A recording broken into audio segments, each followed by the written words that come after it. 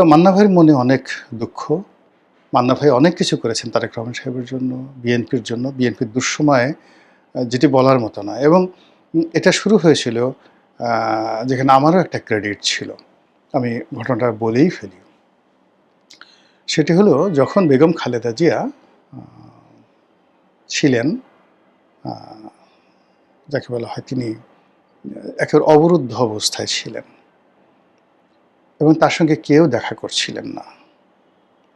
তখন আমি আওয়ামী লীগ করি, কিন্তু বিএনপি সবার সঙ্গে আমার সাথে সম্পর্ক ভালো। তো সেই সময়টাতে বেগম জিয়ার পক্ষ থেকে আমাকে বলা হলো, মানে আমাকে উনি বললেন, রিকোয়েস্ট করলেন যে, "এই যে কোকো মারা গেলেন, তো কোকো মারা যাওয়ার পরে এখন সেখানে যদি জাতীয় যারা নেতৃবৃন্দ রয়েছেন তারা যদি ২-৪ জন এসে দেখা সাক্ষাৎ তার সাথে করেন তাহলে তার সম্মানটা বাড়ে।" তো উনি বেগম জিয়া নিজে বললেন। আমি বললাম, "ঠিক আছে ম্যাডাম, আমি চেষ্টা করি।" উনার একটা ধারণা ছিল যে I am well connected. Well connected, আমি কাউকে কোনো কথা বললে সে কথাটা হয়তো শুনবে কেউ। তারপরে আবার তখন শিমুল বিশ্বাস সাহেবের খুব ক্ষমতা। শিমুল বিশ্বাস সাহেবও আমাকে একই কথা আবার আলাদা টেলিফোন করে বলে যে, "রনি ভাই, আপনি একটু দেখেন। ম্যাডাম বলছেন, ম্যাডাম ডিজায়ার করছেন, আপনি যদি এই কাজটা করেন আমরা খুব কৃতজ্ঞ থাকব।" তো আমার দুজনের সঙ্গে কথা হলো। ম্যাডাম নিজে বললেন, শিমুল বিশ্বাস বললেন। আমি তাদেরকে জিজ্ঞেস করলাম, "কাকে, কাকে?" তো তারা ১ নম্বরে বললেন ডক্টর কামাল হোসেন, ২ নম্বরে বললেন মাহমুদুর রহমান মান্না। তো আমি মান্না ভাইকে দুপুরে একদিন আমার অফিসে দাওয়াত দিলাম। দাওয়াত দিয়ে আমি বললাম, "মান্না ভাই, এই ঘটনা। আপনি একটু যান, ম্যাডামের সাথে দেখা করেন।" বললে, "রনি, কী করে সম্ভব? এটা তো শেখ হাসিনা খুব মানে এমনি আমার উপর রেগে আছে। এখন যদি এই অবস্থায় আমি যাই।" তো আমি তাকে খুব বুঝালাম। তো উনি রাজি হলেন। উনি রাজি হলেন। তো উনি বললেন, "তুমি যে ডক্টর কামালকে বলো।" তো আমি আবার ডক্টর কামাল সাহেবের সাথে দেখা করলাম। তারপরে তার অফিসে গেলাম। তিনি বললেন যে, "রনি, এই সমস্ত কথা তো আসলে টেলিফোনে বলা ঠিক না, আপনি আসেন।" আমি ওনার অফিসে গেলাম, চেম্বারে গেলাম এবং স্যারকে আমি বুঝিয়ে বললাম যে, আমাকে বললেন যে, "আচ্ছা আপনি বলেন, আমার জায়গায় আপনি হলে কী করতেন?" তো আমি বললাম যে, "আমি তো আর আপনার জায়গায় না। ফলে আমার জায়গা থেকে আপনাকে আমি মূল্যায়ন করতে পারব না। আমি আপনার কাছে আসছি, আমার মনে হয় যে আপনি বড় মানুষ, আপনার যাওয়া উচিত।"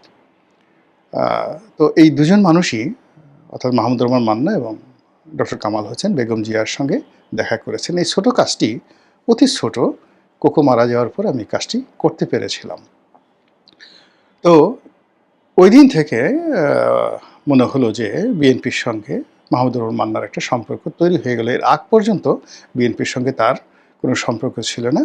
আর আমি যে সময়টার কথা বলছি তখন পর্যন্ত আমি আওয়ামী লীগ করি। কিন্তু আমি সবার সাথে যেহেতু সম্পর্ক রক্ষা করতাম, এই সম্পর্ক রক্ষার কারণে অনেকে অনেক কথা বলতেন। তো বেগম জিয়া আ ঠিক ওই সময়টাতে ওই কথাগুলো বলছেন। যাক, এনিওয়ে, তো সেই মান্না ভাই আ বিভিন্ন সময়টাতে বিএনপির দুঃসময় বিএনপির সঙ্গে ছিলেন, পাশে ছিলেন। তারেক রহমান সাহেবের সঙ্গে তার খুব ভালো সম্পর্ক ছিল। কিন্তু গত নির্বাচনে, ২৪ এর নির্বাচনে এই লোকটিকে যেভাবে বেইজ্জতি করা হয়েছে, যেটি আসলে আ আল্লাহর মানে আল্লাহও বেজার হয়ে গেছেন। এই লোকটির সাথে আসলে বেইমানি করা হয়েছে। এবং তার জায়গায় এই যে যেভাবে শাহ আলমকে নমিনেশন দেওয়া হয়েছে এখন, আ যাকে বলা হয় শাহ আলম, মানে এখন যে সরকারের সবচেয়ে পাওয়ারফুল মন্ত্রী। তো তারেক রহমান সাহেবের চেয়ে সে প্রায় ৬-৭ বছরের ছোট, সে বলছে। তো সেই ক্ষেত্রে শাহ আলম আমার চেয়েও ৬-৭ বছরের ছোট হবে।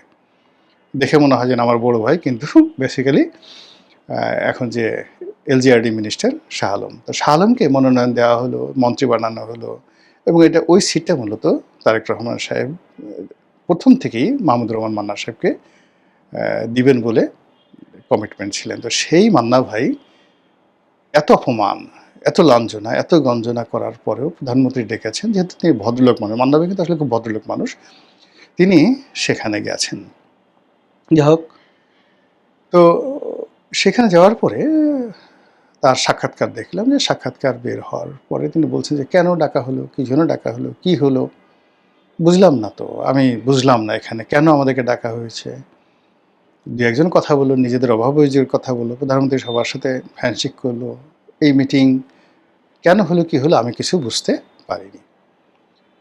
অন্যদিকে আমরা যে জিনিসটা দেখলাম, প্রধানমন্ত্রী টেবিলে টেবিলে গিয়ে সবার সঙ্গে হ্যান্ডশেক করলেন, দুই একজনের সঙ্গে কোলাকুলি করলেন, কারোর সঙ্গে অর্ধেক কোলাকুলি করলেন, কারোর সঙ্গে আন্তরিকতা নিয়ে কোলাকুলি করলেন। তো এর মধ্যে শুধুমাত্র দেখলাম যে রাশেদ, এই যে নতুন যাকে তিনি তার সচিব হিসেবে নিয়োগ দিয়েছেন, রাশেদকে তিনি কোলাকুলি করে অন্তত পক্ষে 5 থেকে 6 সেকেন্ড বুকের সাথে জড়িয়ে ধরেছেন। এর মধ্যে আরও 4-5 জন ওই দৃশ্য দেখে দৌড়ে আসলো, 32টা দাঁত বের করে প্রধানমন্ত্রীর সাথে হ্যান্ডশেক করে কোলাকুলি করার জন্য বুক এগিয়ে দিল। এতে প্রধানমন্ত্রী ঝাঁকে দিয়ে হাতটা সরিয়ে দিলেন যে নো কোলাকুলি, নো মোর কোলাকুলি। এবং এর মধ্যে অনেক যাকে বলা হয় স্টার প্রকৃতির লোকজনও আছে যারা এই কোলাকুলি তারা করতে পারলো না, অথচ তাদের ইচ্ছা ছিল যে প্রধানমন্ত্রী তাদের সঙ্গে একটু কোলাকুলি করবেন। তো এই লোকগুলো কোট পরে আসছে, টাই পরে আসছে, ক্রিম মেখে আসছে, চুলে জেল দিয়ে আসছে, কিন্তু প্রধানমন্ত্রীর সঙ্গে কোলাকুলি না করার কারণে সারা রাত তারা হয়তো ঘুমাতে পারেনি। তো এইভাবে অনুষ্ঠান শেষ হলো। শেষ হওয়ার পরে অনুষ্ঠানের যে মেনু, সেই মেনু নিয়েও কথাবার্তা হলো। সবাই বললো যে না, এখানে সেই 150 টাকার খাবার খাইয়েছে, দেখো আমাদের প্রধানমন্ত্রী কত কত ভালো। এখন আমাদের যে প্রশ্ন সেটা হলো, কেন এই বৈঠকটা হলো, এটা রিজনটা কী? আওয়ামী লীগের যারা লেসপেন্সার রয়েছে তাদের বক্তব্য হলো যে আওয়ামী লীগের ভয়ে, শেখ হাসিনার ভয়ে মূলত এই ধরনের অনুষ্ঠান করা হয়েছে। এখন আওয়ামী লীগের মতো সংগঠন, তাদের সাথে আসলে ফাইটটা করতে হবে বিএনপিকেই।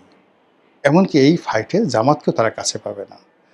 আর সেখানে গণ অধিকার, আমজনতা, তারপরে গণসংহতি, নাগরিক অধিকার, মানে তাদের এক একজনকে যদি বলা হয় 50 জন করে লোক নিয়ে আসেন, তাদের জন্য আসলে খুব কষ্ট হবে।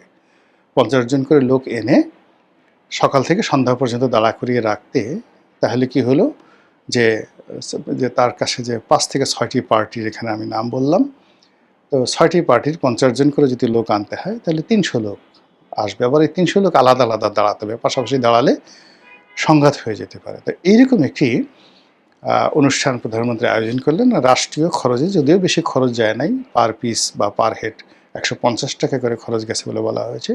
কিন্তু হোয়াট এভার মেবি, প্রধানমন্ত্রীর এরকম একটা অনুষ্ঠান যমুনার মতো একটা জায়গাতে আয়োজন করতে, ডেকোরেশন করতে প্রধানমন্ত্রী যে সময় দিয়েছেন, সেই সময়ের মূল্য ধরলে এটা তো হাজার কোটি টাকা।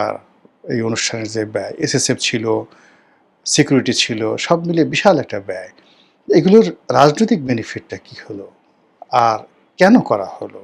আর এইটা করার ফলে আসলে কি গুপ্ত শক্তি, জামাত বা বিএনপি এই ধরনের বৈঠক করার পর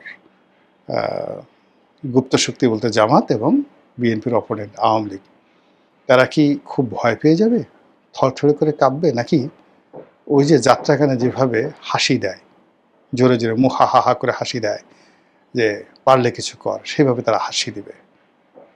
আল্লাহই জানে। মহান আল্লাহ আমাদের সবাইকে হেদায়েত দান করুন এবং হেফাজত করুন। আসসালামু আলাইকুম রহমতুল্লাহি ওয়া বারাকাতুহু।